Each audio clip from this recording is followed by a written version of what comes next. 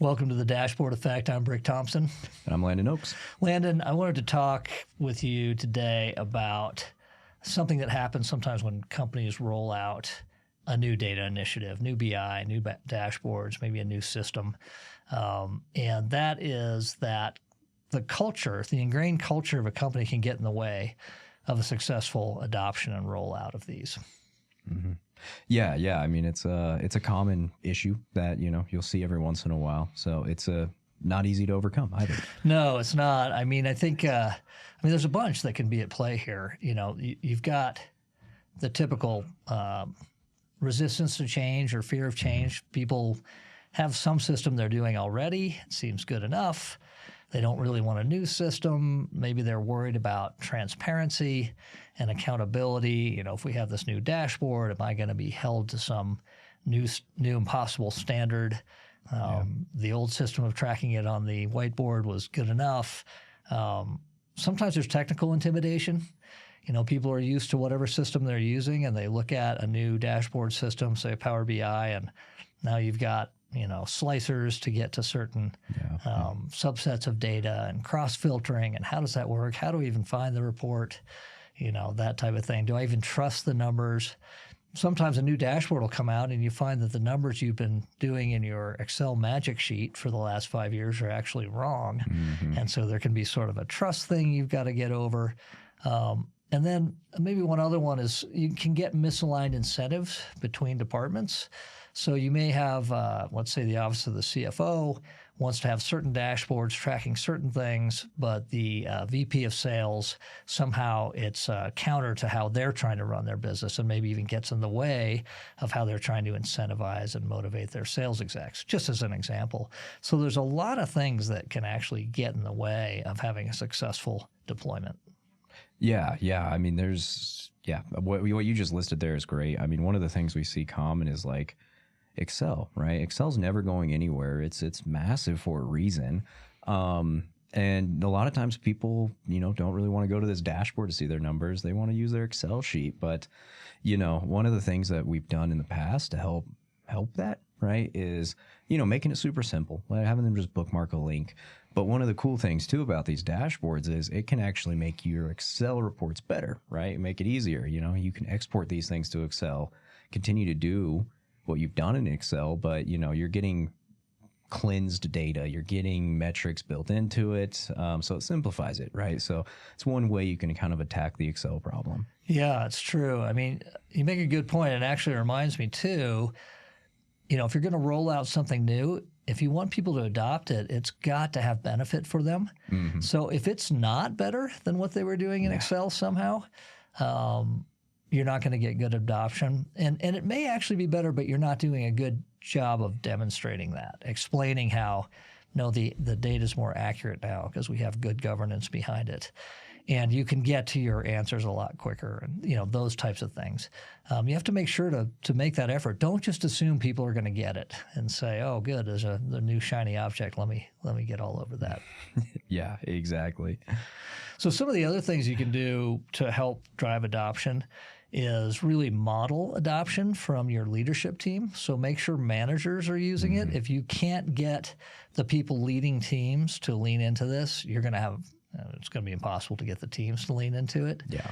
So that's one thing. Another thing is just sort of start infusing it into the office. If you have an office culture, there's other ways to do this if you don't. But for example, have TVs up with dashboards on them that have, interesting data, actionable data that people want to see, or send out a daily email, an email blast of the dashboard with a static picture that you can click on and then go to the dashboard.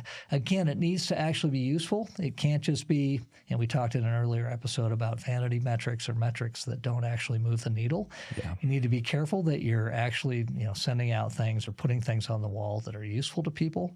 But if you do that, then people will start to adopt as they see it more and more. Mm-hmm. Yeah. I think another one is training.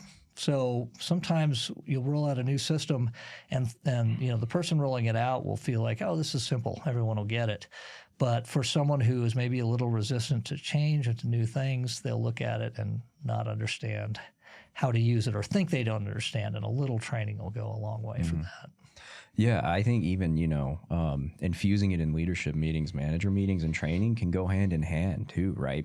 One of the things that we like to do is, ask a question in one of our meetings and we'll find the answer using the dashboard. It demonstrates how you use the dashboard, but also like some of the cool things you can find out using it. And I've seen some good success with that kind of method. I like that. Yeah, that's really good. I think another one is just sort of around psychological safety.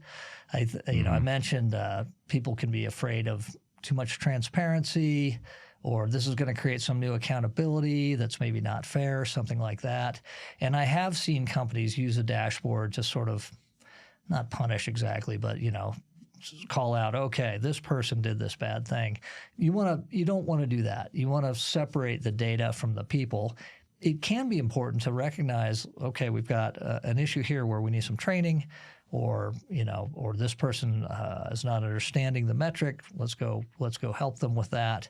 But if you're just using it to hammer people, it's not going to be popular, and you'll have undermining going on. Mm-hmm.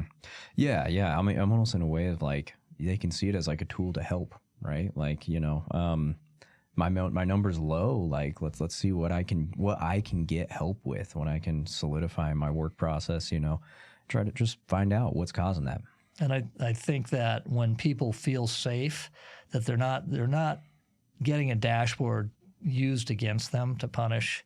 They actually like having the score. They like knowing how they're doing, and that can let them know how they can do better in most cases. Frankly, if someone doesn't like knowing the score and doesn't like knowing how they're doing, they're maybe not doing a great job, and you're exposing something there. So I guess you have to be a little careful with that. But I think it's important for your general population to make it really clear and demonstrate through actions that you're not just using this to single people out or punish them, that type of thing. Yeah. So one of the biggest warning signs that you didn't get good adoption is sort of views and how things are being used, how consistently. Again, we talked in an earlier episode about vanity metrics, and the metric I used as a common vanity metric that's not useful is page views. But you can use report views to know, is this being adopted? Sometimes you'll launch a report and you'll see everybody checked it out once or twice, and then it just trails off to nothing. And it could be any one of a number of problems that's causing that. Maybe the report wasn't created very well.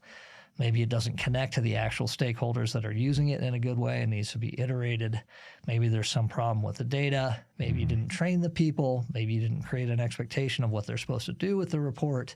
All those things can be a problem. But if you just track that one simple metric, you can see very quickly if you've got an adoption issue, and then start figuring out how to fix that.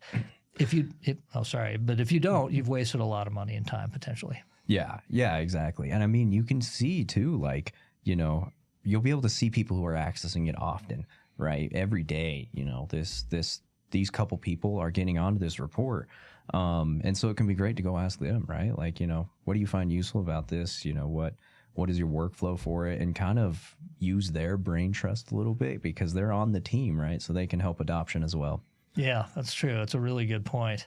Yeah, so actually looking in not just to the vanity metric of report views, but how's it being used, who's using it, and then dig a little deeper. Good. All right, so I guess the point of our discussion is don't just assume that because you've launched a nice new dashboard that it's going to get adopted and actually move the needle for you.